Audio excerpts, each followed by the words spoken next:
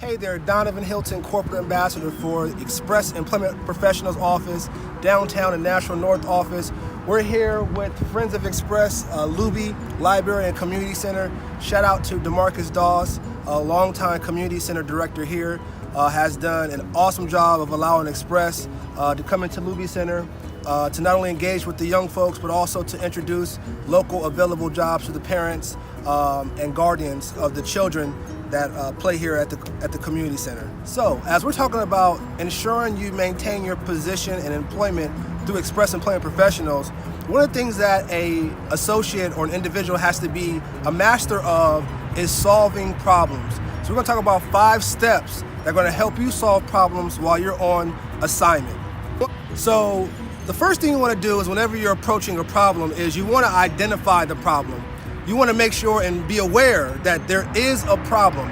And if you are in touch with your emotions, with emotional IQ or emotional intelligence, you're going to say, well, how does this problem make me feel? Know how you feel. It's okay to say, I know how I'm feeling right now, and it's this way or that way. Next thing you want to do is, now that you identified the problem and how you're feeling, you want to now come up with or think about other alternatives that can help provide a solution to your problem. Because I'm sure you already have a solution in mind, but is that the best decision?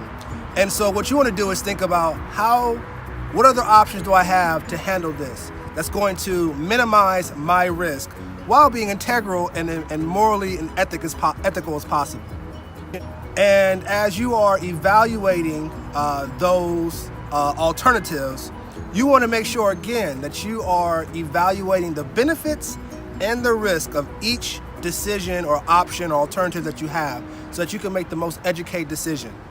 Naturally, once you identify your top alternative, you want to implement and evaluate the decision that you made. We hope always that the solution and the decision that you made is designed to make your life easier. But if it didn't make your life easier in any way, at least you're aware and identified the problem. You identified from your perspective, the best solution possible. You identified, hey, this didn't work out quite the way I expected, so I know that I can do things differently. We hope that you're still able to maintain that position, but if you're not, you're able to go on to your next place of employment, which we hope is even better, where you can take those skills with you because now you're accountable of how to conduct yourself in the workplace. So here are the 5 steps. Number 1, you want to accurately identify the problem.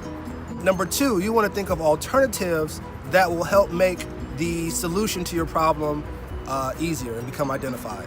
Third thing you want to do is you want to evaluate the benefits and the risk of the alternative solution to the problem. Fourth thing you want to do is implement the decision that you decided to go forward with as far as your alternative. And the last thing you want to do is evaluate that decision and see how it turned out. We hope it worked out, and if it didn't, you now know that you made a decision that's not in the best of your favor, so now you can make another decision in the future. And guess what? You become that much more stronger in life, not only for yourself, but for the community around you. Danavan Hylton, huge advocate of Express Employment Professionals, reminding you, Express puts people to work.